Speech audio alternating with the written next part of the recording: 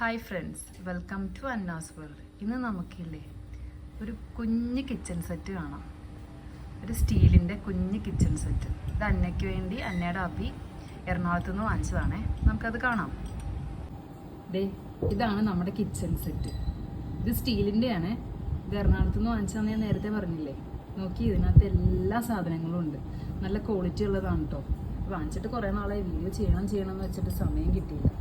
നോക്കി, തൂക്കുപാത്രം കണ്ട, 2 ടൈപ്പ് തൂക്കുപാത്രം. ഇത് നമുക്ക് പാല് വാങ്ങാൻ ഉപയോഗിക്കുന്ന രീതിയിലുള്ളത്. ഇത് നമ്മൾ കടകളിലൊക്കെ, പണ്ടത്തെ ചായക്കടയിലും ഒക്കെ സാമ്പാർ ഇതൊക്കെ കൊണ്ടുവരില്ല. അത് നമ്മൾ ഹോസ്പിറ്റലിലെ ജോലിക്കൊക്കെ പോകുമ്പോൾ ഫുഡ് കൊണ്ടുപോകണ തൂക്കുപാത്രം.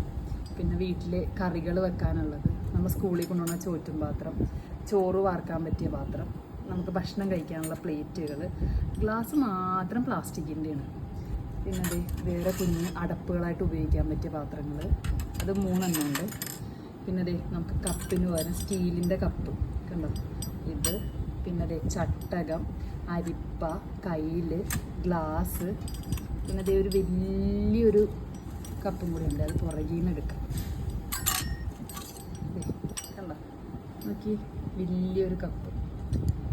നമുക്ക് പുട്ട്, ഇപ്പം നമ്മൾ പുട്ട് ഇവിടെയാണ് മുമ്പത്തെ പോലെ വലിയ ഇതിലല്ലല്ലോ. ഇപ്പം ചെറിയ ചിരട്ടപ്പുട്ട് ചുടുന്ന പോലത്തുള്ള പാത്രം.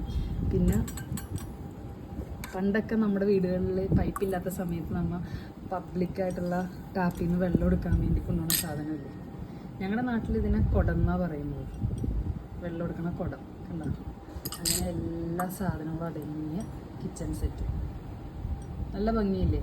പണ്ടൊക്കെ നമുക്ക് ഉപയോഗിച്ചിരുന്ന പള്ളിപ്പെരുന്നാളിന്, ഞാൻ എൻ്റെ വീട് എടപ്പള്ളിയിലാണ്. അപ്പോൾ ഞങ്ങൾ എടപ്പള്ളി പെരുന്നാളിന് വാങ്ങാറുണ്ടായിരുന്നു മണ്ണിൻ്റെ ഇതേപോലെ.